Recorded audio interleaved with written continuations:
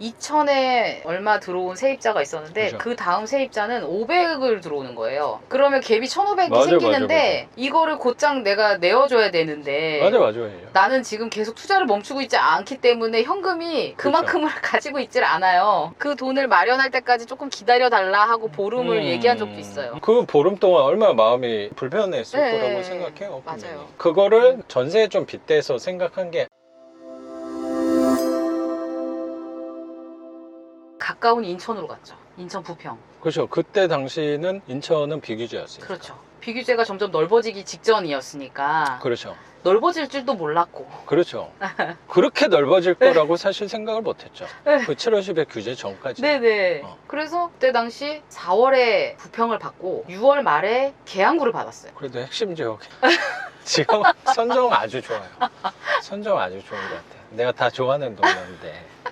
근데 그게 저는 제가 알고 한 게 아니죠. 저는 아직도 초짜인데 알진 못하지만 그 지역이 친정이 인천이다 보니까 잘 알고 있었어요. 그래서 그나마 너무 구석지지 않고 네네. 좀 위쪽이면서 네. 서울과 근접하면서 이런 걸 따져왔을 때 계속 주변에 입찰을 다 넣었는데 네. 그 중에 된 것들이 걔네들인 거죠. 걔는 목적은 뭐였어요? 법인 내에서는 대출 때문만은 아니었다고 생각해서 보통 법인은 매매 쪽이니까. 저는 대출이 돼서 법인을 했어요. 그러니까 잘 몰랐던 거예요.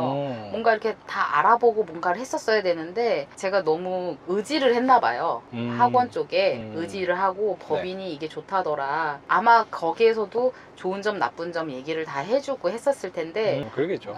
제가 또 꼼꼼한 편은 아니에요. 그러다 보니까 진취적은 막 이렇게 나가는데 꼼꼼하지는 못해서 완벽한 사람이 없어요. 그래서 법인을 했는데 두 채를 한 채를 거고 그렇죠. 선생님 대출 받아서 걔도 역시 월세로. 다 월세. 이후로는 다 월세죠. 그래도 현금흐름 투자, 월세 투자가 선생님하고는 좀 맞구나라는 생각은 하셨나 봐요. 투자 방향에 있어서. 갭 투자를 한번 해봤더니 뭐랄까 돈이 생기긴 하는데 나중에 뭐 역전세는 나진 않겠지만 깡통 전세도 있고 뭐도 있다는데 네. 안정적인 거로 가고 싶더라고요. 월세는 맞아요. 오르지 않을 망정 네. 그래도 안정적인 게 좋겠다 해서 월세 오르냐 전세 오르냐 이런 거를 나는 떠나서 전세는 뭐 전세로 제가 해보진 않았는데 보증금이 상대적으로 크게 받은 적은 당연히 있잖아요. 저도 네네. 플러스피 만들어서 하면 네네. 다음 투자하는데 유리해질 수 있으니까. 근데 한 3천선에서 보증금을 이 세입자가 이제 나간다고 할 때 그게 시세가 오르든 떨어지든을 떠나서 그 돈을 빼준다는 그 두려움이 있었던 것 같아요. 저도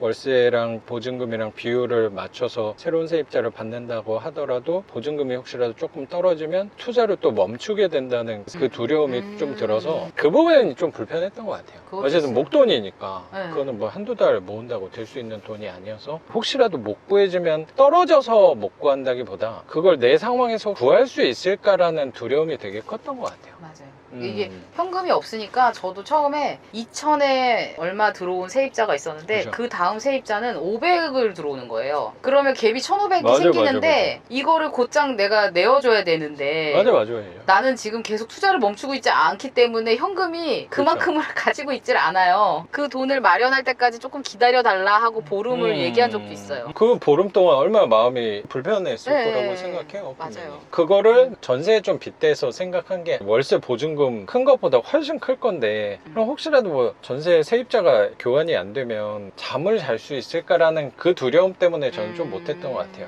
그리고 이 반지하라는 특성상 세입자를 연결해서 구하는 부분이 좀 불리한 것도 있고 맞아. 반지하는 또 한 가지 지배 하자들이 문제가 항상 생기잖아요. 그럼 뭐 선생님도 이번에 경험을 하셨었고 그거 스트레스도 있는데 뭐 보증금까지 스트레스를 받는다? 나는 못할 것 같은 거야. 그래서 그럼 보증금 스트레스라도 좀 줄여나가는 방향으로 가야지 내가 투자 속도는 늦춰지더라도 마음이 그나마 편하게 이어갈 수 있지 않을까 생각한 것 같아요. 그래서 맞아요. 법인으로 월세를 2개. 그럼 월세는 총 그때까지는 내 중에 한 채만 전세로 한 거고 세 네. 채는 월세. 네. 그럼 월세에 받아본 경험은 꽤 되시네요. 그렇죠. 그러니까 19년도 2채, 20년도에 2채. 2채. 이렇게 해봤으니까 월세는 참 안 밀려요. 너무 따박따박 잘 내셔가지고 네네네. 그래도 좋은 세입자분 만났다 그러네요. 생각해요. 그러면 20년도 그 7월 10일 규제 터지고 나서는 좀 멈췄다는 생각이 좀 드네요. 맞아요. 선생님 오신 게 올해 초에 오셨으니까 네. 그럼 거의 한 1년 반 정도는 투자를 멈췄다라는 생각이 좀 드네요. 멈췄죠. 못했죠. 규제가 터져서 규제 지역이 많이 넓어져서. 네, 규제 지역도 넓어진 데다가 네. 그러니까 대출이 안 나오고 다주택자기 때문에 근데 1억 미만짜리 비규제를 해라 그렇게 얘기를 하는데 용기는 안 나고 내가 그 막을 깨고 나가야 되는데 나갈 용기가 안 네네. 생기더라고. 혼자는 나가기 쉽지 않아요. 제 아, 생각에. 그런 것 같아요. 저도 만약에 혼자였으면 못 나갔어요. 근데 그 7월 10일 규제 터지고 나서 저도 그때 계속 수업하고 있었으니까 저도 수업할 때 뭐 얘기를 해야 되잖아. 그러니까요. 한번 가보자.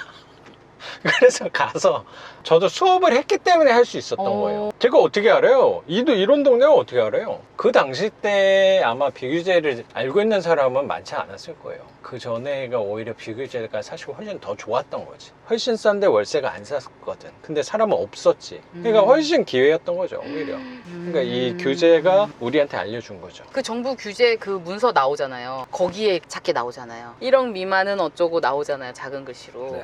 야, 그거를 또 찾는 투자자분들도 진짜 대단하시고. 그게 사실 뭐 처음에 생겼던 건 아닌데 그게 나중에 바뀌어서 1억 이하 취득세에 네. 대해서 중과를 안 한 거잖아요. 네. 근데 저는 여기서 조금 궁금한 게 약간 예민한 얘기일 수도 있는데 그때 선생님 학원 전에 있었던 학원에서 되게 열심히 몸담고 네. 하셨다고. 네. 그럼 그게 주업이었어요? 그때는? 몸담았을 때는 한 6개월? 아 6개월 동안 거기서 직원이라고 표현하면 돼요? 아니면 임원이라고 표현하면 돼요? 아, 임원은 아니고요. 임원분도 몇 그냥... 분 오셨거든요. 딴 학원 임원분도. 그래요? 그래서 선생님도 신기하다. 그 학원에서 몸 담으셨다고 하니까 처음에 그 얘기를 하셨잖아요. 인턴이죠, 인턴. 아니, 인턴이죠. 그렇죠. 에이, 거긴 좀 큰 학원이니까. 그렇죠? 크니까요. 크니까 저는 그냥 인턴이죠. 이제 막 그러면- 들어가서 못 모르는 애를 키워볼까? 그러면 선생님은 그 학원에 인턴으로 들어가셔서 네. 배우고 싶었던 게 어떤 부분이었어요? 그 투자를 배우고 싶었던 거예요? 아니면 직원으로 좀 있으면 좀 정보가 더 많이 들어오니까? 혹시 둘 다였어요. 아, 왜냐면 돈 버는 것도 배우고 돈 투자도 버는 배우고. 방법도 배우고 네. 거기에서 이제 인턴으로 시작해가지고 지금 임원까지 되신 분을 보면 네. 정말 많이 성장했거든요. 그분이 정말 대단하신 거죠.